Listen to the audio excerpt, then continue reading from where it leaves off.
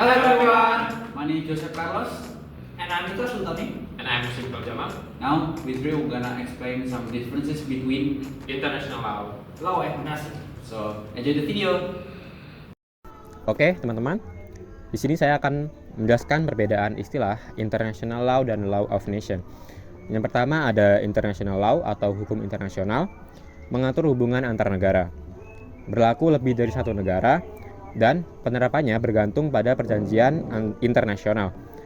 Sumber hukum internasional adalah perjanjian internasional antar negara dan subjek hukumnya adalah negara.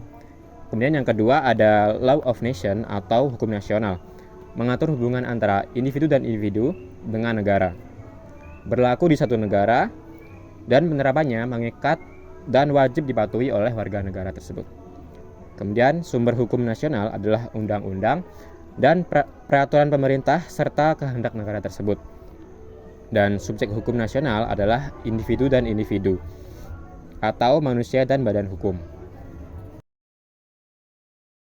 Baik, yang kedua ada subjek-subjek hukum internasional. Subjek-subjek hukum internasional ada 3. Yang pertama adalah negara.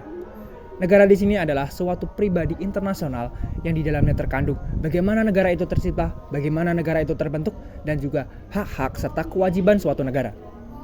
Lalu yang kedua ada organisasi internasional. Organisasi internasional di sini adalah sebuah wadah ataupun badan yang memiliki keanggotaan secara internasional dan memiliki tujuan yang jelas, spesifik, dan juga umum, yang tentunya harus tetap berada di bawah hukum internasional dan memiliki sekretariat yang tetap. Seperti misalnya ada NATO, ada ASEAN, dan juga PBB. Lalu yang ketiga ada subjek hukum yang bukan negara atau kita bisa kenal non-entities, di mana subjek hukum internasional yang bukan negara ini bisa kita simpulkan ataupun kita contohkan sebagai tahta suci Vatikan. Dialah bukan negara, tapi dia harus ada kadangkala diambil untuk perjanjian internasional. Terima kasih. Nah, pembeda yang aku bahas adalah pembeda antara hukum internasional dan hukum nasional. Hukum internasional, pembedanya itu ada dari ruang lingkupnya. Ruang lingkupnya lebih luas. Nah, terus objek utama dari hukum internasional itu adalah negara. Jadi negara-negara itu sepakat untuk membuat perjanjian. Jadi, ya mereka negara itu sangat berperan dalam perjanjian itu tersebut. Lanjut, negara itu di hukum internasional itu nggak punya namanya pembagian kekuasaan antara eksekutif, legislatif, dan yudikatif itu nggak ada di hukum internasional. Yang adanya cuma ada statuta. Bisa disebut dengan Statuta of Roma dan Statuta The International Court of Justice atau ICJ. Yang saya catat di pasal 38 ayat 1 itu mengenai tentang International Convention, International Custom, The General Principle of Law, sama The Judicial Decisions. Jadi keempat poin itu dianut oleh negara-negara, semua negara di dunia.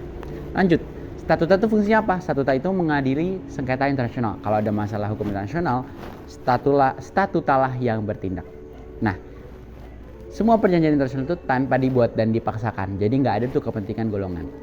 Kalau internasional udah, kita bahas ke lingkup hukum nasional. Nah, hukum nasional ini kita lingkup lebih kecil lagi. Contohnya Indonesia. Sumber hukum di hukum nasional itu seperti adanya undang-undang dasar, undang-undang, keputusan pengadilan, serta lain sebagainya. Nah, adanya pembagian kekuasaan juga nih di hukum nasional, adanya eksekutif, legislatif, dan yudikatif. Mereka bertiga itu adalah checks and balance-nya masing-masing, punya kekuasaannya masing-masing. Nah, sumber hukum yang tadi aku jelasin ada konstitusi, undang-undang, dan itu adalah sumber hukum dari hukum nasional.